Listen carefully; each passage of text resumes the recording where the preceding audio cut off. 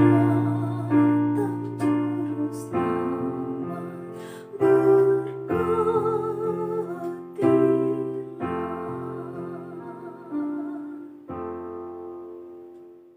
Anugerah dari Tuhan Yesus Kristus, kasih setia Allah Bapa, itulah kiranya menyertai kamu sekalian.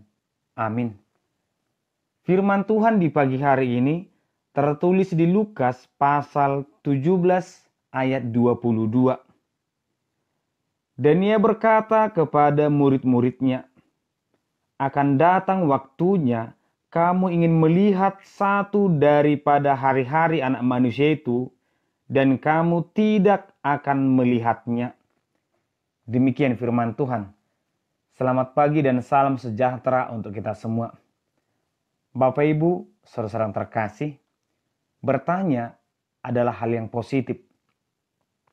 Kita bertanya karena kita ingin mengetahui sesuatu. Dan ketika kita tidak mau bertanya, disitulah mungkin kita akan gagal atau tidak bertumbuh, tidak berkembang. Namun, bertanya ingin mengetahui sesuatu atau ingin menguji sesuatu, itu dua hal yang berbeda. Mungkin kita pernah menghadapan dengan seseorang, dia bertanya sebenarnya tidak sedang menginginkan sesuatu, tapi sedang memberitahukan apa yang dipikirkan. Bertanya kepada Yesus sering dilakukan oleh orang Farisi. Sebenarnya itu hal yang benar. Ketika kita menanyakan sesuatu yang berhubungan dengan iman, tanyakan kepada Tuhan, tanyakan kepada Yesus. Tetapi mereka bertanya bukan ingin tahu, tetapi ingin membuktikan apa yang mereka pikirkan itu adalah benar. Kenyataannya ini salah. Ketika kita bertanya, mari mendengarkan dengan baik. Mari membiarkan jawaban itu yang kita terima. Jangan kita memaksakan jawaban kita diterima orang lain. Padahal jawaban kita salah. Demikian juga Bapak Ibu saudara terkasih, dalam kehidupan kita juga sebenarnya sering kita mempertanyakan sesuatu hal yang jawabannya hanya berasal dari firman Tuhan. Dan ketika firman Tuhan itu datang kepada kita, mari jangan kita tolak. Jangan kita abaikan dengan hanya mengatakan saja kamu gampang. Karena kamu tidak merasakan. Tetapi ketika firman Tuhan berkata A, maka terima dan lakukanlah. Bapak Ibu saudara terkasih, firman Tuhan di pagi hari ini, di mana orang Farisi datang kepada Yesus bertanya tentang kerajaan Allah dan kedatangan anak manusia. Apakah mereka ingin tahu? Ternyata dalam pikiran mereka sudah ada gambaran bahwa kerajaan Allah itu adalah kerajaan fisik, di mana Mesias sebagai pemimpinnya, ada pengawalnya, dan mereka ada di dalamnya. Kerajaan yang bisa dilihat, yang bisa dijamah, yang bisa duduk di dalamnya, dan yang mungkin bisa mereka berperan di dalamnya. Tetapi Yesus berkata, kerajaan Allah itu ada di tengah-tengahmu. Ada di dalam hati kita, ada di dalam keluarga kita, di mana kita pribadi lepas pribadi dipimpin oleh Tuhan. Hati dan pikiran kita dipenuhi oleh kedamaian dari Tuhan. Itulah kerajaan Allah saat ini. Sehingga kerajaan itu tidak tentang sesuatu, tetapi kita.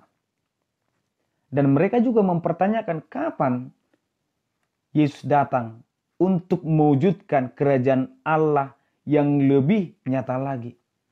Namun Yesus berkata, tidak akan ada yang melihat, tidak akan ada yang tahu. Bahkan ketika orang berkata, di sanalah waktunya, di sinilah tempatnya, atau bahkan mungkin firman Tuhan berkata, akan datang waktunya kamu ingin melihat satu daripada hari-hari anak manusia itu. Akan banyak orang yang mencari tahu. Tetapi Yesus berkata, jangan ikuti. Cukup pegang apa yang kau imani, bahwa dia akan datang, dan berjaga-jagalah.